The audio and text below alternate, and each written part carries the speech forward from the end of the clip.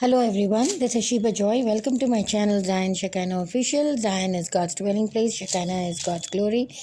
Today we're going to look into Psalm 144 and it has 15 verses. Excuse me. And I'm going to read it from NIV version. Psalm 144.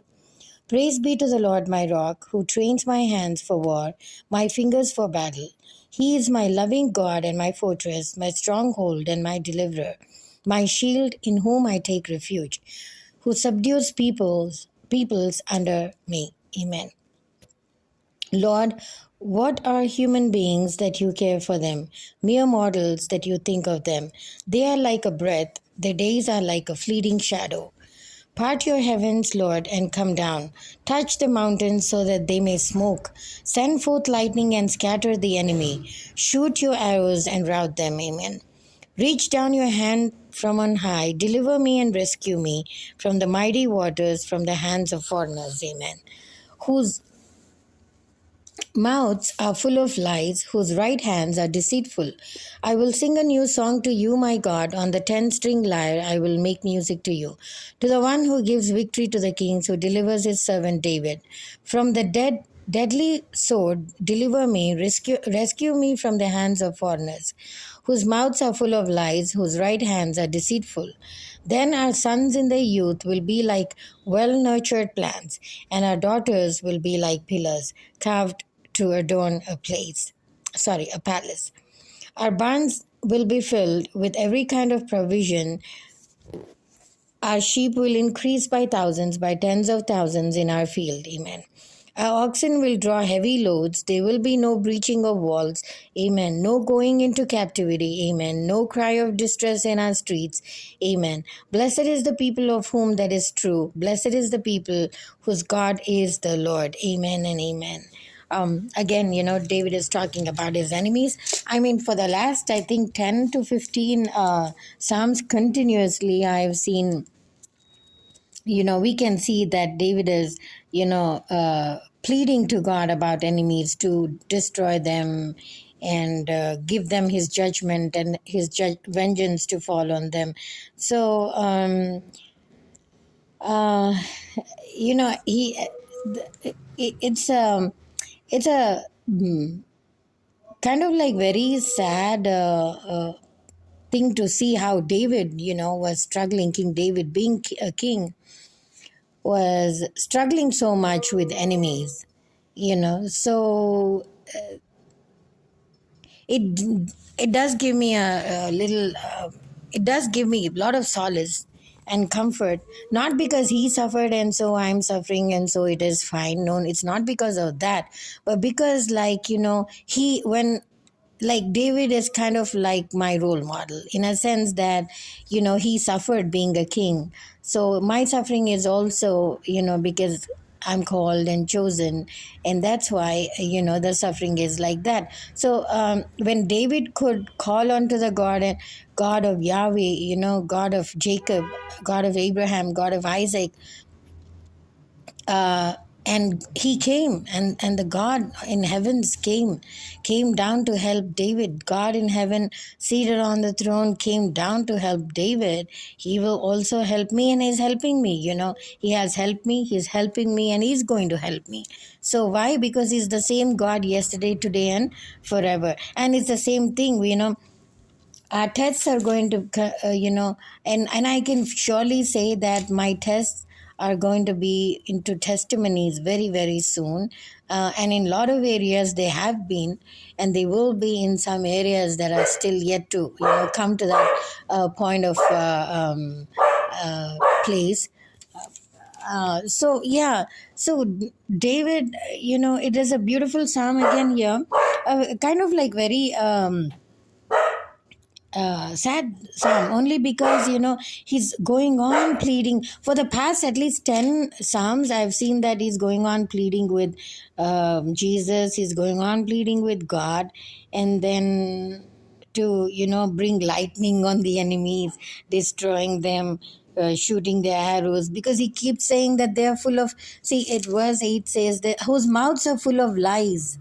Isn't it, folks? When people are our enemies, what do? They just don't attack in or in one way. They attack in many ways. They attack with their lies. They attack with their gossips. They attack with their forces. They attack with their plans. They attack with their schemes. They attack by arousing negativity around you and all that. So these people are very, very, very wicked people.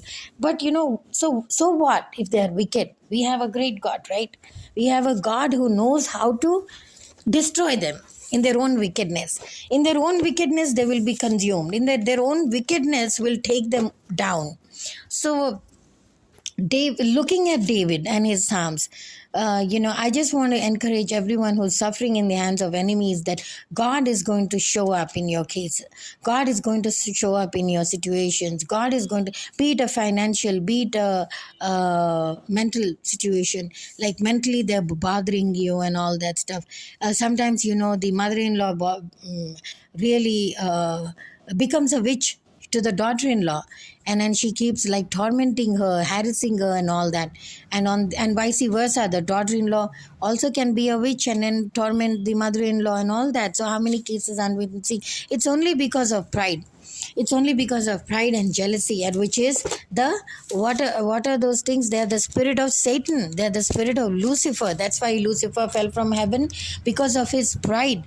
So this is what we see. But this year, I'm telling you, in before the closing, all of us, who are looking on to God, who are pleading with God, who are depending on God for a big change and a testimony, God is going to show up mightily. His hand is on us. He's going to show up mightily. He's going to, destroy the enemies, because how long, right? How long can they be after us? They can't, they shouldn't. So anyway, God is going to show up, in your lives, in your situations, in your cries, in your hopelessness and all that. And God is definitely going to come through, and He's going to, destroy your enemies, whatever that enemy may be, a physical enemy, a mental enemy, a emotional, a financial, or any hindrance, anything, right?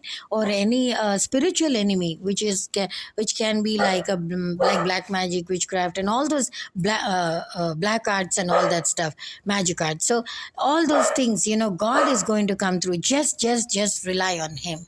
Rely on Him, and then tell Him that, rely on Him. That's it. I would say rely on Him, because He will come through. He's not going to let boys be quiet. What happened? I think somebody is bothering them. This all the time happens when I'm giving a message. Somebody, my neighbors and all that, they try to disturb the dogs and all that stuff, who are, and they try to disturb them so that I cannot record properly and all that stuff. But anyway, see, God is going to take care of all these things, all these small problems. Also, God is going to take care of. He's not going to let these things, slip away, or even people and us suffering like this. So what I'm saying to all of you who are really suffering, in the hands of God, in the hands of the enemies, and God is watching that. So God is watching that. Don't be discouraged. Don't be disheartened. Don't be things. Sometimes you can say, oh, how can you say that? How can you say that? We're going through all those things. But I've gone through all those things too. And that's why I'm saying, with the hope that, and with the victory voice, that, Jesus will definitely come to your aid. Jesus will definitely solve your problems. Jesus is the problem solver, isn't it, folks? Why did He come on the earth? Why did He have to die? He just didn't die to say that God is real. He just didn't die so that people could see who Jesus was. He just didn't come on the earth to see who Jesus was. He came on this earth to fight the sin, and also fight the diseases, or the problems, and He conquered sin and death, it says, right? So Jesus came to conquer sin and death. Sin is anything that the enemy is troubling, or anything that you are involved totally, and conquering death, which is nothing but It's an infirmity. A death also can just not mean physically, but also mentally, emotionally, financially, anything. But Jesus came to conquer sin and death. So we need to know that he came on this earth to do that. When he came on this earth to do that, do you think that, we'll be suffering, all you guys will be suffering throughout? No, it's not that. He will come through any point, any time, any second from now, because we are in a season like that. We're in a season like that where God himself is saying enough is enough to the enemies, where God himself is saying that is enough, you have no right. See, Job also suffered, isn't it? Job also suffered for only a short time, but what happened? God restored him. David also suffered a little longer, but God restored him, right, from the hands of the enemies and all that.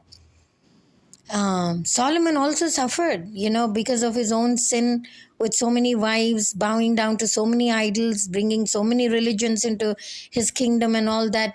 But eventually Solomon repented, and what happened? He brought back the peace that God said. Solomon actually means shalom, peace. So he brought back the peace, and he died peacefully. And so a lot of kings like that, and a lot of men and women in the Bible. What happened to Esther at her time? They were being they were harassing the Jews. They were harassing the Hebrews. Then Mordecai, God raises one man, one woman, Esther, to go against Haman and Xerxes. And what happens? The Jews are liberated. What time is that? It's only a short time. So, though that short time might seem a very long time for people who are in suffering, and I don't deny that, but at the same time, that now we're in a season to get victory. Now we're already getting victory, I think. So this is what I want you to hope on and live on, because God is real, God is true. What he said, he is not a man that he will lie, right? And also what he said, he will bring it to pass. So may the Lord bless this word, and thank you so much for listening.